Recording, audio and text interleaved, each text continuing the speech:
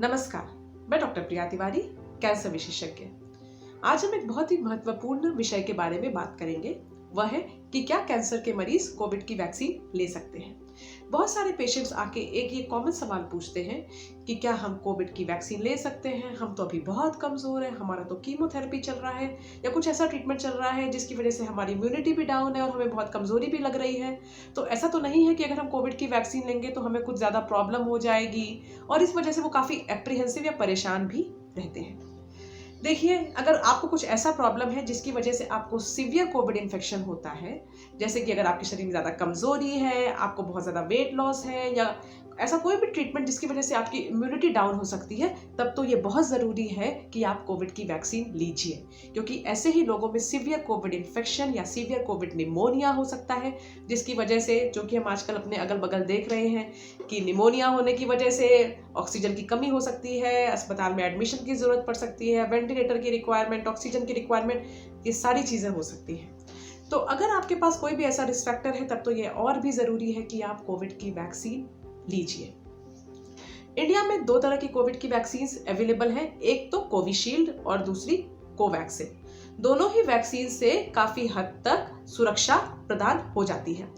Vaccination के बाद भी कुछ हद तक ये चांस है कि आपको इन्फेक्शन तो हो सकता है, लेकिन सीवियर कोविड होने का रिस्क ना के बराबर हो जाता है, और हमें तो सीवियर कोविड के इन्फेक्शन से ही बचना है ताकि अस्पताल में एडमिशन की नौबत ही ना आए।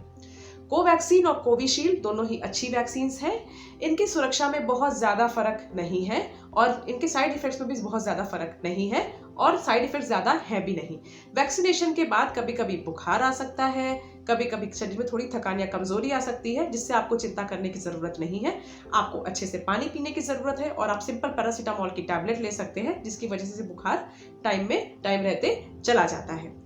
कुछ अखबारों में न्यूज़ आई थी, और स्पेशली यूरोप वगैरह से ये न्यूज़ आई थी कि कोविशील्ड वैक्सीन से खून के थक्के बनते हैं। ये देखा गया कि 10 लाख लोगों में से शायद किसी एक में खून के थक्के बन रहे हैं, जो कि मेरे हिसाब से बहुत ही छोटा नंबर है ये कहने के लिए कि कोविशील्ड बिल्कुल भी सेफ नहीं है। दूसरा, खून के थक्के छोटे वेन्स में बन रहे हैं तो उससे भी चिंता करने की जरूरत नहीं है।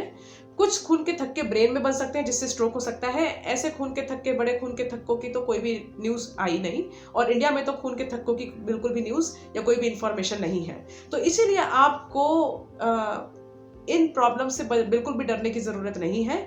हम लोगों ने भी अपने अस्पताल में 3-4-5 हज़ार लोगों से ज़्यादा लोगों को वैक्सीन दिया है, कोविशील्ड ही दिया है, और जिसमें हमें कोई भी खून के थक्के की प्रॉब्लम नहीं मिली, और इसलिए हम कह सकते हैं कि कोविशील्ड भी बिल्कुल सेफ वैक्सीन है। लेकिन हाँ, बुखार वगैरह की प्रॉब्लम, शरीर में दर्द, ये सारी चीज़ें हो सकती हैं। ये दोनों ही वैक्सीन्स लाइव वैक्सीन्स नहीं हैं। लाइव वैक्सीन्स का मतलब ये है कि इनमें लाइव वायरस नहीं है। इनमें या तो डेड वायरस है या फिर वायरस का कोई एक छोटा सा अंग है। इसीलिए अगर आपको ये लगता है कि आपकी बॉडी की इम्यूनिटी डाउन है किसी भी रीजन से, फिर भी आप ये वैक्सीन ले सकते हैं, क्योंकि इसमें तो लाइव वायरस या जिंदा वायरस तो है ही नहीं। इसमें या तो डेड वायरस होता है ताकि हम डेड वायरस बॉडी में डालें तो उससे इम्यूनिटी हो, या फिर इसमें वायरस का कोई एक कॉम्पोनेंट होता है, जैसे कि स्पाइक प्रोटीन जिसे बोलते हैं। प्रोटीन शरीर के अंदर में जाने से बॉडी की इम्यूनिटी जो है वो स्टिमुलेट होती है, और जिसकी वजह से प्रतिरोधक क्षमता भी बढ़ती है। तो जब इसके अंदर लाइव वायरस है ही नहीं, तो इसीलिए जिनकी इम्यूनिटी डाउन है उनको भी डरने की जरूरत बिल्कुल भी नहीं है। अब सबसे बड़ा सवाल ये आता है कि वैक्सीन लीक कब जाए। देखिए, सबसे सिंपल फंडा है कि जब वैक्सीन अवेलेबल है तब ले लेनी चाहिए, ज्यादा सोचने की जरूरत नहीं है। लोगों को लगता है कि जिस दिन कीमोथेरेपी ली है क्या उस दिन वैक्सीन ले सकते हैं, तो इसमें सिंपल आंसर्स हैं। कुछ कैंसर ट्रीटमेंट, जैसे कि अगर हार्मोनल ट्रीटमेंट चलता है या टारगेटेड ट्रीटमेंट चल रहा है, तो टारगेटेड ट्रीटमेंट भी यूजुअली टैबलेट्स के फॉर्म में होता है, तो तब तो ये आप कभी भी ले सकते हैं। जिस दिन आपने टारगेटेड थेरेपी ली, जिस दिन आपने हार्मोनल टैबलेट ली, आपको जैसे ही वैक्सीन मिली आप ले सकते हैं। दूसरी चीज ये है कि जिन पेशेंट्स को इम्यूनोथेरेपी चल रही हो, इम्यूनोथेरेपी एक तरह का नया कैंसर का इलाज है, जिसके बारे में भी हम लोगों ने एक वीडियो बनाया है, आप वो वीडियो भी देख सकते हैं अगर आपको इम्यूनोथेरेपी के बारे में जानकारी चाहिए। लेकिन हाँ, अगर आपकी इम्यूनोथेरेपी चल रही है तभी भी आप कोविड की वैक्सीन कभी भी ले सकते हैं, और आपको ज्यादा सोचने की जरूरत नहीं है। कुछ लोगों को ब्लड कैंसर होता है, और ब्लड कैंसर के लिए बहुत स्ट्रॉन्ग ट्रीटमेंट की जरूरत है। ऐसे लोगों को यह देखना है कि देखिए, इनको भी कोविड वैक्सीन की वजह से कोई प्रॉब्लम नहीं होती है, लेकिन हमें तो ये चाहिए कि वैक्सीनेशन से जो सबसे ज्यादा फायदा है वो हो, तो ऐसे समय पे लें कि वैक्सीनेशन से हमें सबसे ज्यादा फायदा हो। तो अगर आपको ब्लड कैंसर का ट्रीटमेंट चल रहा है तो ब्लड कैंसर का ट्रीटमेंट जनरली काफ़ी स्ट्रॉन्ग होता है और इसमें काफ़ी ब्लड काउंट्स फॉल करते हैं, बहुत लो हो जाते हैं। अगर बहुत लो ब्लड काउंट्स होते हैं तो ये बॉडी की जो इम्यूनिटी या कि तो डाउन होती ही है, बट साथ ही साथ अगर हम वैक्सीन इस समय देते हैं तो वैक्सीन से ज़्यादा फायदा नहीं होता। तो हम वेट करते हैं कि ब्लड काउंट्स इंप्रूव कर जाए। तो जबकि ब्लड काउंट्स रिकवर होने शुरू हो जाते हैं तब हम प्रिफर करते हैं कि हम तभी इन लोगों को वैक्सीन दें, ताकि जो फायदा होता है वैक्सीन से कि वैक्सीन इतने तो बॉडी में ब्लड काउंट्स हो जाएं कि वैक्सीन देने के बाद जो वैक्सीन से होने वाला फायदा है वो शरीर में शुरू हो जाए। तो यस, ऐसे पेशेंट्स को वैक्सीनेशन तभी लेना चाहिए जब इनके ब्लड काउंट्स की रिकवरी स्टार्ट हो जाती है या ब्लड काउंट्स रिकवर हो जाते हैं। फिर एक ट्रीटमेंट होता है बोन मैरो ट्रांसप्लांट या स्टेम सेल ट्रांसप्लांट, जिसे कि बीएमटी भी कहते हैं। बीएमटी से भी बहुत सिवियर इम्यूनोसप्रेशन होता है और ऐसे लोग तो वैक्सीनेशन के बाद भी इम्यूनिटी माउंट नहीं कर पाते हैं। तो इसलिए हम कहते हैं कि ऐसे लोगों को 3 महीने कम से कम वेट करना चाहिए ऐसे किसी भी प्रोसीजर के बाद, और उसके बाद इन्हें वैक्सीनेशन लेना चाहिए कि शरीर में कम से कम इतनी सेल्स वापस आ जाएं ताकि इम्यूनिटी के बाद ये फायदा दिखाना शुरू कर दे एक बार अगर इनको वैक्सीन लग जाए तो।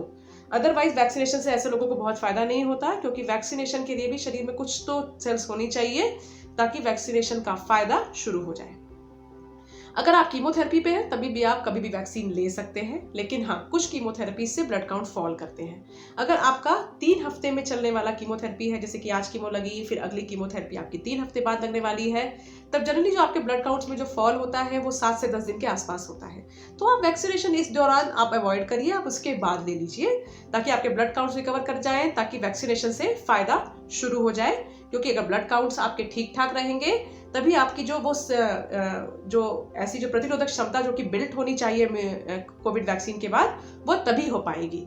क्योंकि कुछ सेल्स हैं जिनको हमें ग्रो करना होता है, जिनको हमें स्टिमुलेट करना होता है, और एक बार इन कुछ नंबर्स में ये सेल्स हो और तभी जो है इम्यूनिटी डेवलप हो सकती है, और वैक्सीनेशन का सबसे ज़्यादा फायदा तभी आएगा।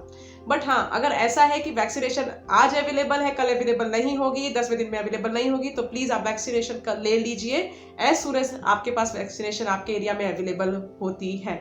आप फिर इस बात का वेट बहुत ज़्यादा मत करिए कि आज होगी वैक्सीनेशन, कल नहीं होगी। ब्लड काउंट्स के बारे में आपको बहुत ज़्यादा फिर सोचने की ज़रूरत नहीं है। तो अपना ख्याल रखिए, वैक्सीनेशन करवाइए, वैक्सीनेशन से मत डरिए। कैंसर मरीजों को खास तौर पे इसकी ज़रूरत है। धन्यवाद, नमस्कार।